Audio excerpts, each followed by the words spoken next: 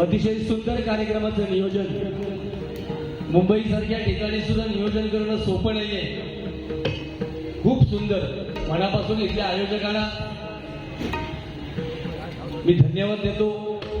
उद्या प्रजासत्ताक दिन आहे. प्रजासत्ताक दिनाच्या सुद्धा तुम्हाला सर्व बांधवांना मनापासून शुभेच्छा व्यक्त करतो. भजन म्हटल्यावर भक्ती मार्गातून जनमानसासमोर नतमस्तक होणं म्हणजे भजन.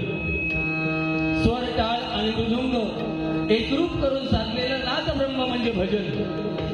बुद्धीचा विकास आणि दुःखाला विसरायला लावणारी शक्ती म्हणजे भजन. भजन नव्हे ओंगळवाणी नरकाचा येतू गेला. आपण किती सुंदर भजन केलं आणि त्या भजनाच्या माध्यमातून या मुखाद्वारे जर गरळ ओंगण्याचा प्रयत्न केला तर त्या मित्रांनो भजनाची किंमत शून्य आहे. आज मुंबईसारख्या ठिकाणी आपण इथे मोठ्या संख्येने भजन ऐकण्यासाठी उपलब्ध आहात. सोपं काम नाही आहे ते. गावच्या ठिकाणी ठीक आहे, संध्याकाळी 6 वाजता काम बंद होतं, रात्री जेवल्यानंतर लोक भजनाला येतात. पण इथे मगाशी रेल्वेचा प्रवास मी जेव्हा बघितला, प्रामाणिक सांगतो, इथल्या सत्यनारायणाला स्मरून 3:30 वाजता ठाण्यामध्ये जेव्हा मी रेल्वेमध्ये बसायला गेलो माझ्या कोरसला घेऊन, एवढी गर्दी होती अक्षरशः मी मागे खेचला गेलो. आणि नंतर माझ्या गाववाल्याला सांगितले, बाबा कांदूर मागला गाडी थांबवलंच ती ठाण्यात घेऊन ये. आणि मी 6:15 वाजता आमच्या जोगेश्वरीला आलो. म्हणजे खूप कठीण काम आहे. हे फक्त उदाहरण दिलं. आणि अशा धकाधकीच्या वातावरणात आपण या हरिभजनाचा लाभ घेत आहे.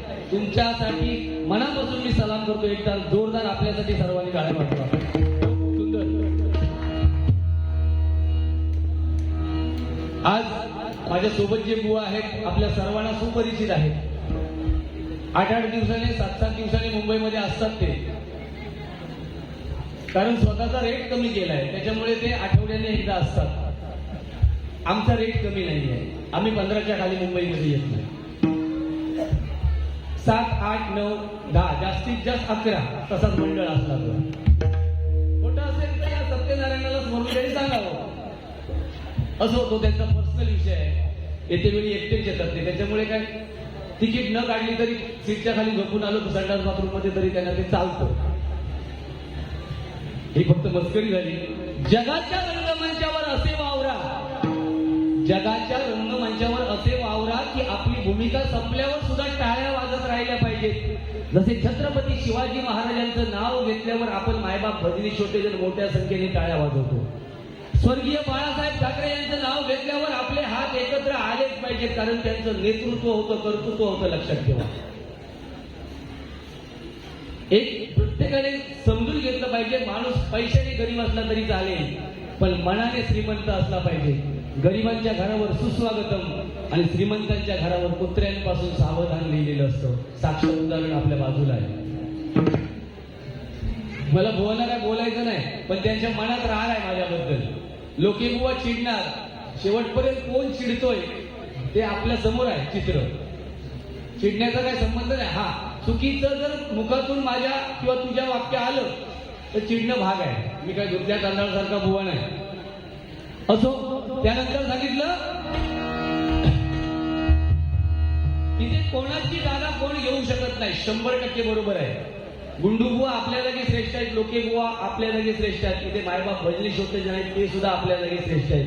एकदा चिमलीने मधमाशीला विचारलं की तू जे मध बनवतोस, एवढ्या लांबून लांबून येऊन मध जमवतोस, मानव प्राणी एका झटक्यात तो मध घेऊन जातो, तुला वाईट वाटत नाही का? तेव्हा ती मधमाशी सांगते आहे, मानव प्राणी मध घेऊन जाऊ शकतो, मध बनवण्याची कला घेऊन जाऊ शकत नाही. या जगात तुमची नक्कल कुणी करू शकतो, तुमच्या टॅलेंटची नक्कल कुणी करू शकत नाही. लक्षात ठेवा. बाळासाहेब हे बाळासाहेब होऊन गेले. मला सांगायचा मुद्दा हा आहे. मला इथे वायफळ बोलायची गरज नाही. बुवानी सांगितलं की भजनाच्या बाबतीत लोके बुवा मोठा बुवा आहे. मी खरं सांगतोय, सिंधुदुर्ग, रत्नागिरी, रायगड, मुंबईच्या सगळ्या लहान मोठ्या बुवांपेक्षा मी खालच्या दर्जातून बुवा असतोय. पण गुंडू सावंतपेक्षा भजनाच्या बाबतीत मी भारीच असं या प्रत्येकात मान्य करून झाला. व असं काही नाही. आज 25 वर्षात तुझ्याकडे भजन नसल सुद्धा तुला मायबाप भजनी श्रोत्यांनी स्वीकारलेली आहे. काय हा सांग ना, एक त्रिताल सोडलंच तर नोटेशन म्हणायला दाखव. 5,000 दिले 13 मात्राचा मुंगेकर मुवांचा सोडून. पण बडबडण्याच्या जोरावर आज आहे ना मार्केटमध्ये तू, आणि माझ्यासारख्या बुवा तुला घेऊन फिरवतात ना, ह्या तुझा पुण्य समाज. फक्त शायनिंग मारायची, उजव्या हातात ब्रासलेटला 150 रुपयाची घालायची, आणि मी बुवा मी नाही किंमत देत असले माझा नको. 150 रुपयाची रेल्वेत यायची घेतली मी होते पुढे, कारण माझ्याकडे पण होते त्याच्यातली 2-4. अजून खेळून करणार. अरे माका चिडवतं की त्या बुवा. काय परंपरा सांभाळायची तर सगळ्या बुवानी सांभाळली पाहिजे. बुवानी सुरुवातीलाच भजनामध्ये ढोलकी घेतली. गरज नाही ना बुवा. आपण आज पाटील बुवांची पट्टी चालवतात तुम्ही, आम्ही परशुराम बुवांची पट्टी चालवतो, कदम बुवांच्या पट्ट्या चालवतात सगळे बुवा. पण जर सुरुवातीलाच जर ढोलकी भजनात वाजली मग ती परंपरा राहिली कुठे? मग अशा बुवानी मला शिकवू नये भजनाच्या बाबतीत. भजन काय, कशाबरोबर भजन खातात मला चांगलं माहिती आहे. मी भजन करणारच बुवा आहे, त्याच्यामुळे मी बोललो तर थोडंसं सहन करायचं. असो, मी जास्त काय वेळ त्याचं घेणार नाही, कारण मोठं बुवा तो 65 वर्ष पूर्ण झालेला बुवा आहे. अशा मोठ्या बुवांना मी बोलणार नाही जास्त, पण आकाडना कमी नाही झाला. असू दे. हा, एक मुद्दा फक्त सांगतो.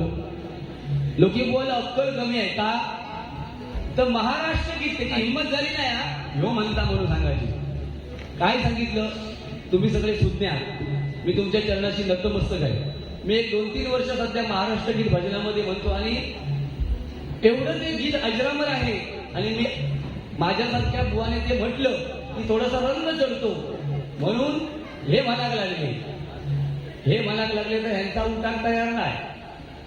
त्याच्यामुळे आता ते काय सांगतात की राज्यगीताचा त्याला दर्जा मिळालाय. बुवा 100% राज्यगीताचा दर्जा मिळालाय. पण असं कुणी सांगितलंय? असं कुणी सांगितलंय का तुला? राज्य शासनाने, प्रशासनाने, पोलीस स्टेशनने की उभं राहूनच ते राज्यगीत म्हटलं पाहिजे. ज्यावेळी कोण मला सांगतील, कोणतरी नाही असं नियमात, तेव्हा मी 100% बंद करेन ना. त्याच्यात काय एवढं? पण तू जळपणा नको उगाच आम्ही म्हणतो माझे लोक टाळ्या मारतात म्हणून. हा, त्याच्यामुळे तुझी दुकानं बंद होत चालली.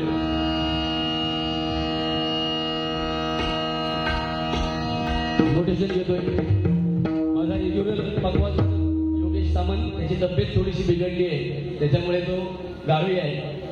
आज आमचे प्रमोद धुरीबुवा यांचे सुपुत्र प्रणव धुरी माझ्याकडे आहेत, जे नेहमी आमच्या जांभळे बुवांकडे असतात. जरा सांभाळून घ्या, गावातलो बुवा असतोय बाबा.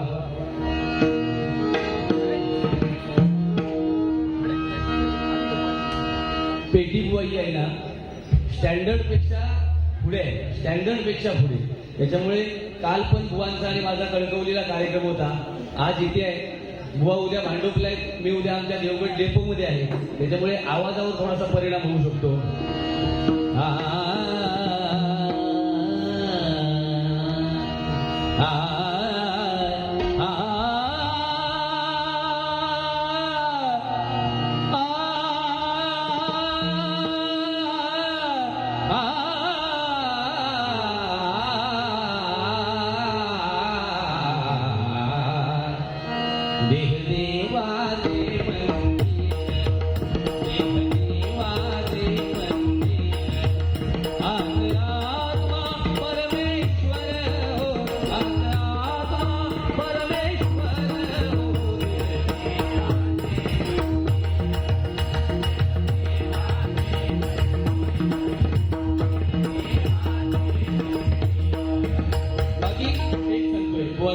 माझे जवळचे मित्र आहेत.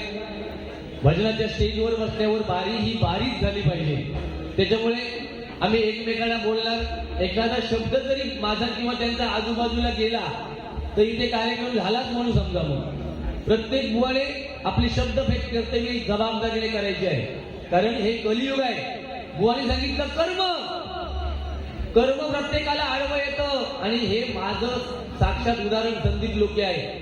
आज माझं कर्म कुठेतरी वाईट होतं, म्हणून 25 वर्षात याची मला संगत करावी लागते आहे. हे माझं कर्म आहे, भूतकाळातलं काहीतरी कुणाचं तरी वाईट केलेलं मी. एवढा बस, त्याचा कर्म ते का दाखवते कसला का. अरे व्हॉट्सअपवरची वाक्य आणतास आणि आमच्या समोर फेकतास, लाज वाटत नाही? घ्या 12 घ्या, बस एवढा आला, बस झालं एवढं.